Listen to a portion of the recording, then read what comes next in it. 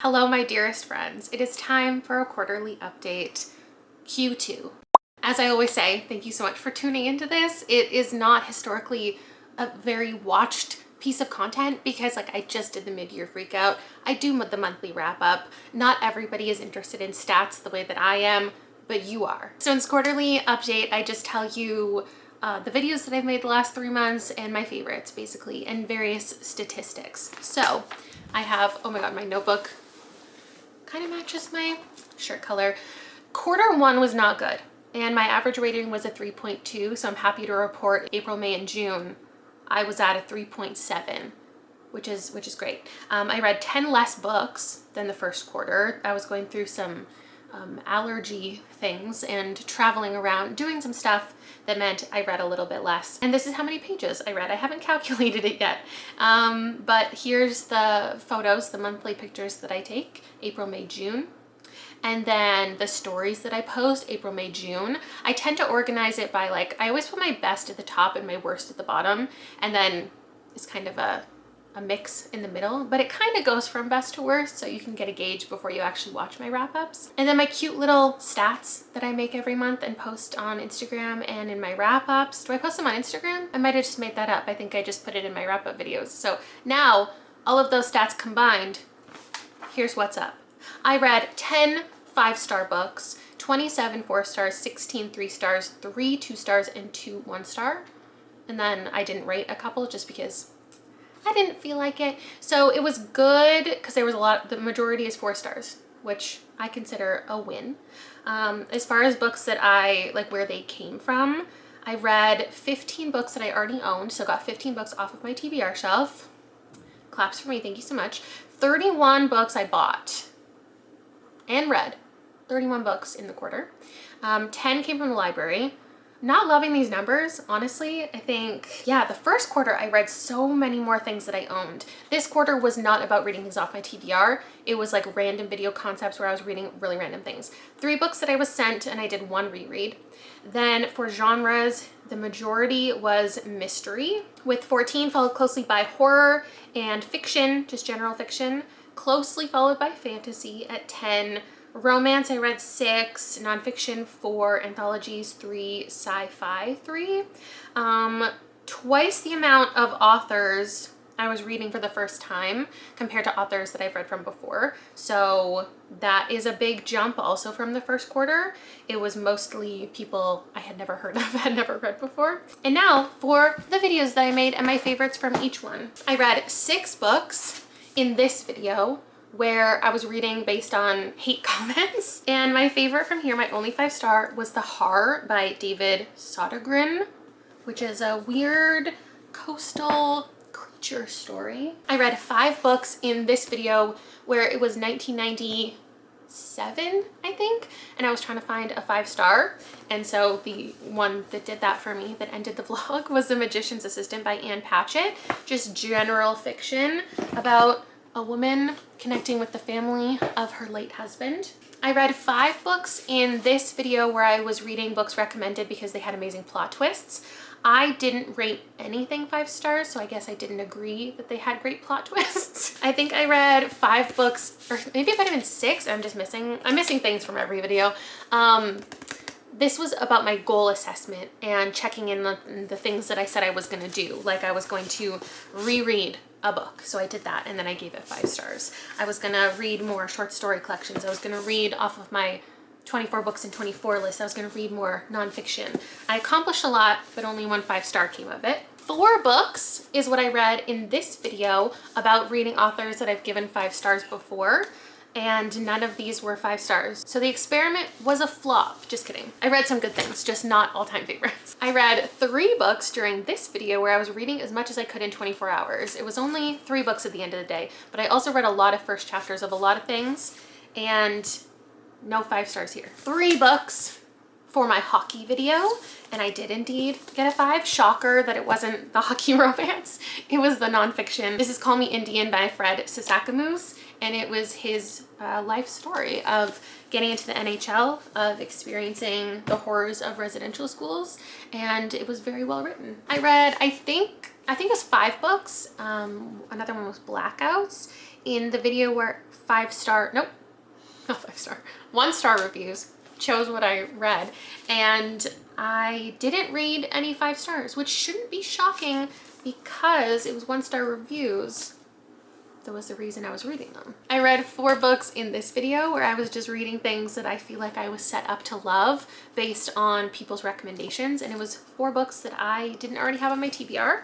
I did end up with 3 5-star reads at the end of it. The Employees by Olga Raven, The Blue Book of Nebo by Manon Stephen Ross, and 10 Minutes 38 Seconds in a Strange World by Alif Shafak. In this video, there was also about 5-star things that I love, themes and tropes and whatever. This was selected by me, things that I thought that I would love. Also, though, 2 of them were recommended to me, but then I thought I would love them.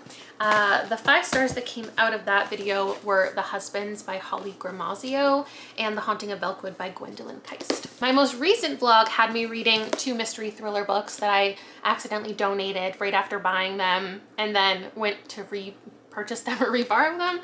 No 5 stars here. And then finally, all of these books are ones that I didn't read for content. Well, that's not true. Hold on.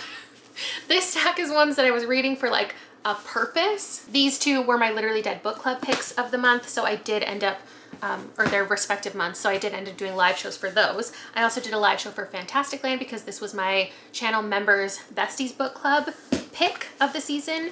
And then these 2 were also channel member related. This one, we have like a Smut of the Month club, so I was reviewing this on Discord as I was reading it.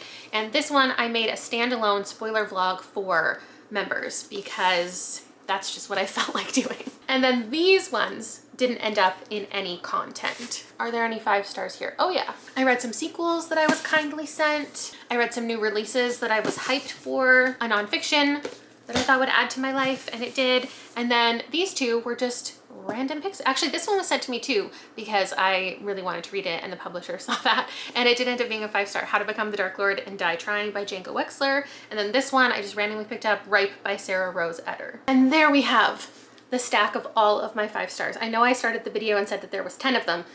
There was actually 11, but this one was a reread. So there was 10 brand new 5 stars in my life. And now I will tell you my 5 favorites, which probably won't be surprising because I've said out loud a couple times, this is one of my favorite books of the year. Well, I think 4 of them are going to be obvious. The 5th one, I just took a couple minutes to try to decide myself, so I don't know if you know. I am going to go with Call Me Indian by Fred Sisakamoose, and I just realized this was incorrect in my stats because I said how many books had been sent to me and I was only thinking about the ones that were sent to me like this year.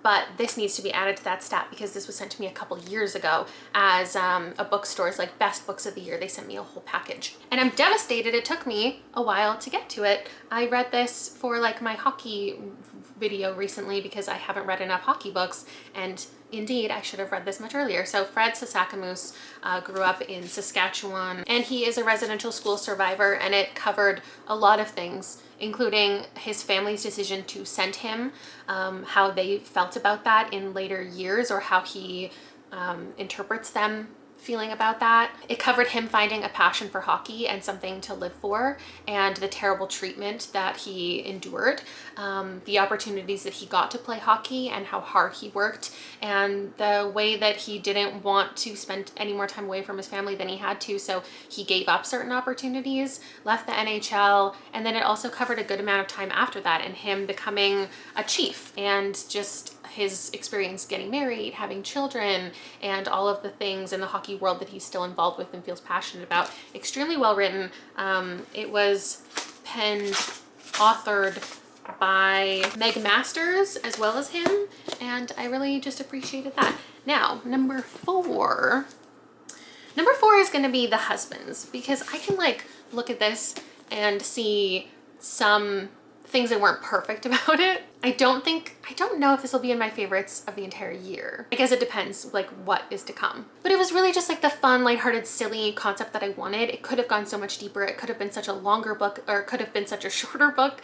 There were a lot of things that this could have done differently, but it was perfect for my tastes. And this woman basically one day comes home and she has a man who lives in her house who's like, I'm your husband, and there's photos of them all over the house, and she pretty quickly like gets into the groove of it and accepts it, because he's in her phone, there are pictures everywhere, she's talking to her neighbors and they're like, yeah, that's your husband, are you okay?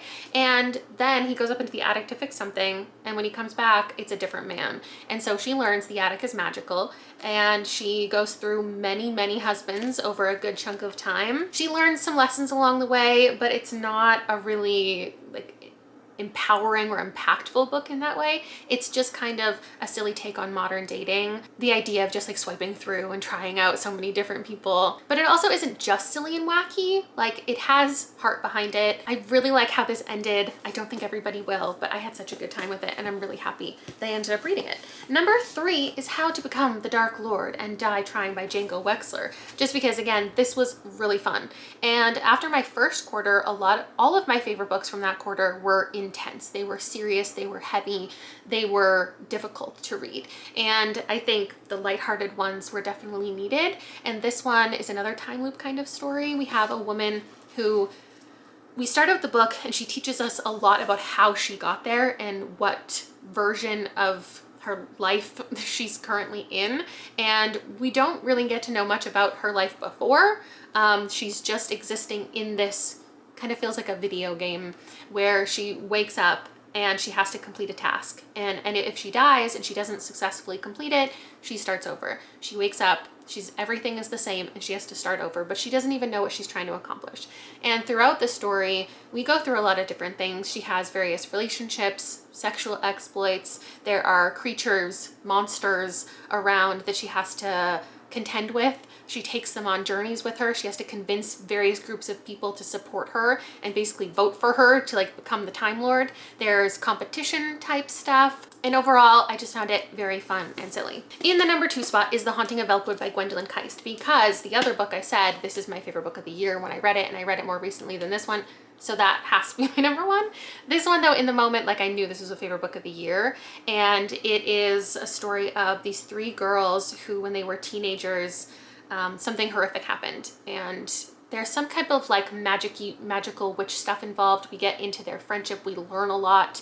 And as adults, like 10 years later, they have to decide if they want to confront each other, their friendship, their past trauma, by going back to the neighborhood where they left something behind.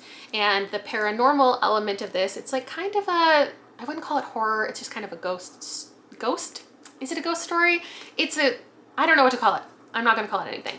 But the town has been trapped in this like bubble. Nobody can enter, nobody can leave. There are scientists outside of it trying to learn anything that they can about it. And it's just this really sad story of friendship and grief and confronting what they did. I loved it so much. My number 1 is The Blue Book of Nebo by Manon Stephen Ross. This is an apocalyptic story where we're following a mother and son, and they are communicating. They're communicating in real life, like they talk to each other, but they're also communicating in this book that they find.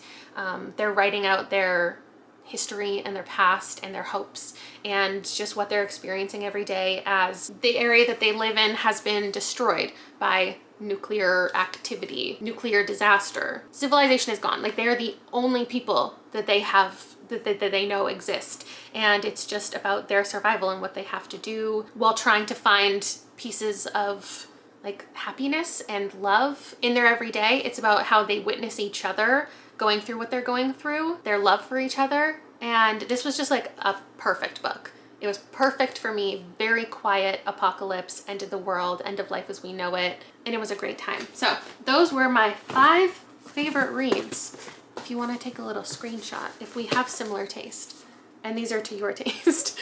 These, I guess, would be recommendations, but they're more just my favorites that I wanted to share. Thank you so much for watching, and I will see you in a couple days with another video. Bye!